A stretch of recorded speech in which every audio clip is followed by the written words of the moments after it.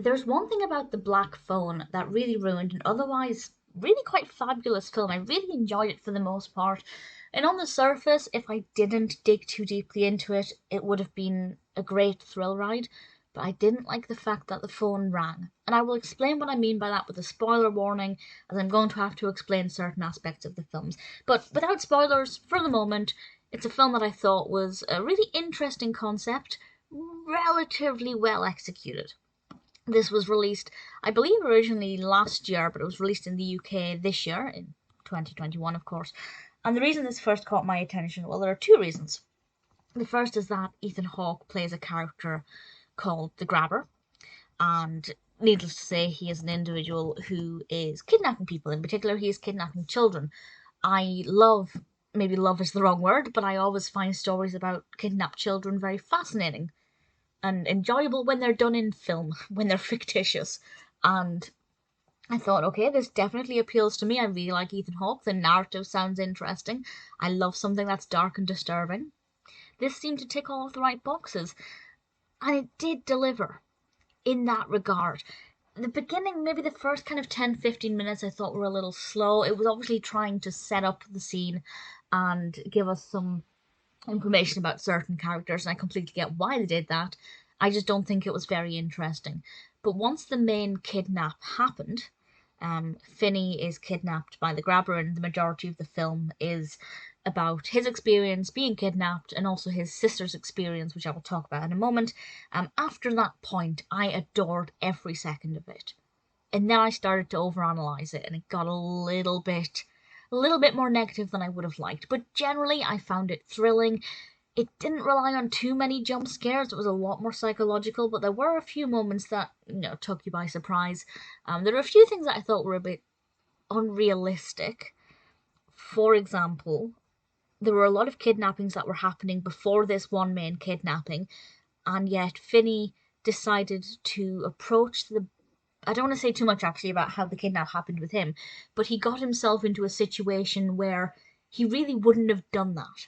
If he was aware that these kidnappings were happening, he would have been much more on guard, especially for his age. I'm not entirely sure how old he was. 13, I believe. A 13-year-old boy, he's aware of what not to do when there's a child kidnapper going around. So I feel like some of the characters' behaviours were not what they would have been, especially as he seems generally quite an intelligent individual. So some of the characters' actions were not very believable, but that aside, I was able to enjoy it quite a lot. And what happens with the black phone is that there's a black phone in the room where he is being held, and he keeps hearing things through this phone. And I won't say any more than that at the moment, but I will delve deeper into that with a spoiler warning. The acting is phenomenal. I mean, Ethan Hawke gave a great performance as the Grabber, but the two standouts for me, without question, are Mason Thames, who played Finney, and Madeleine McGraw, who played his younger sister, Gwen. And Gwen has a mouth on her. She is amazing. I imagine being a child getting a script that's full of swear words, just an absolute delight.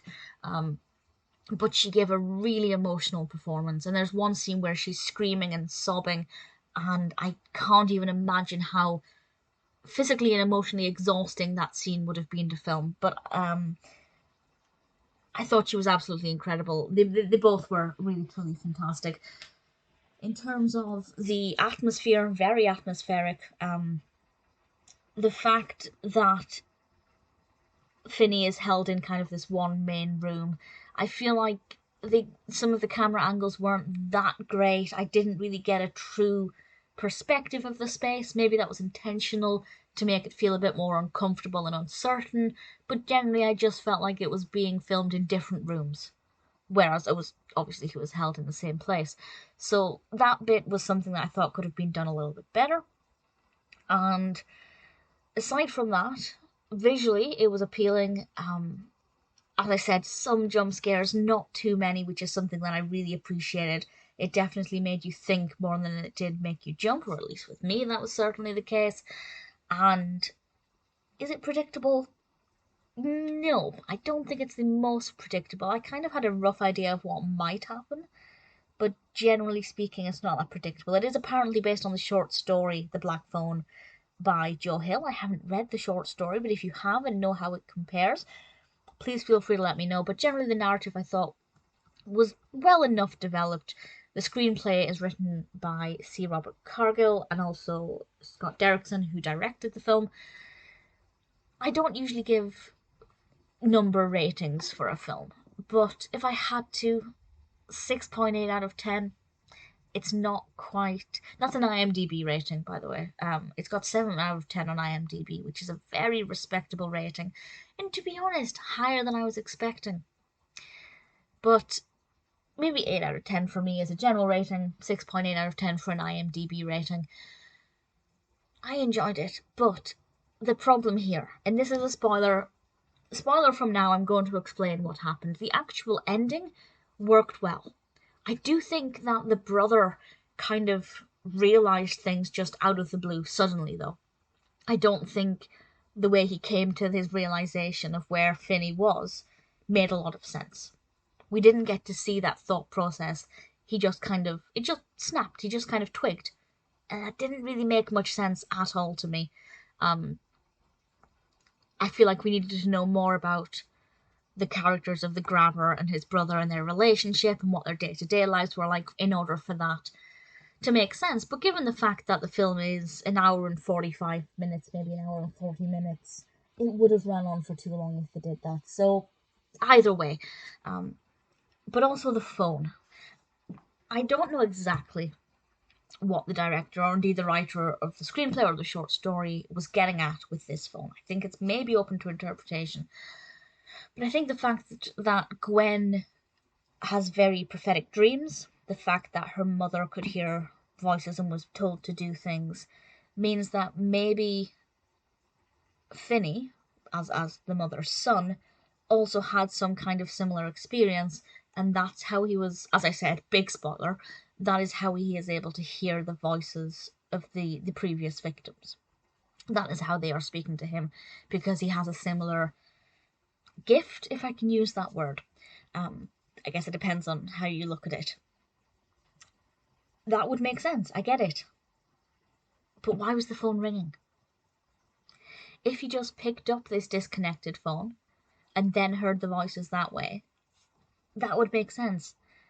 But why was the phone ringing? Unless you can argue, as well as hearing these voices, he could also hear ringing, which I guess is not completely impossible. But for me, that kind of ruined it a little bit because it doesn't fit into the narrative of him having this same condition or gift or whatever as his mother. It made it harder for me to kind of fit that theory in. So if you have any theories about that, I would love to hear them. That did kind of ruin it for me. And considering the film is called The Black Phone, and it's all about this phone, it just didn't fit as neatly as what I was needing it to.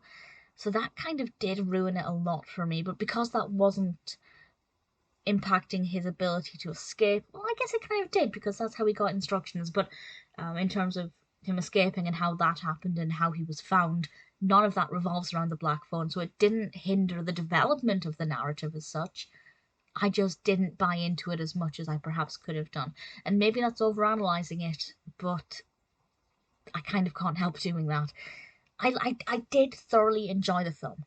I thought it was thrilling, chilling, gripping, not completely predictable, brilliantly acted, brilliant performances, likeable characters, an interesting premise that was relatively well executed. It is not perfect. It is not the best film of all time. There are specific areas of improvement. However, I would still thoroughly recommend it. Of course, I'm hoping you've seen it by this point in the discussion, otherwise I have just ruined it for you. But if you haven't seen it for whatever and you're still listening to me, please watch it. I think you will enjoy it if you like this kind of film. But it definitely is far from perfect.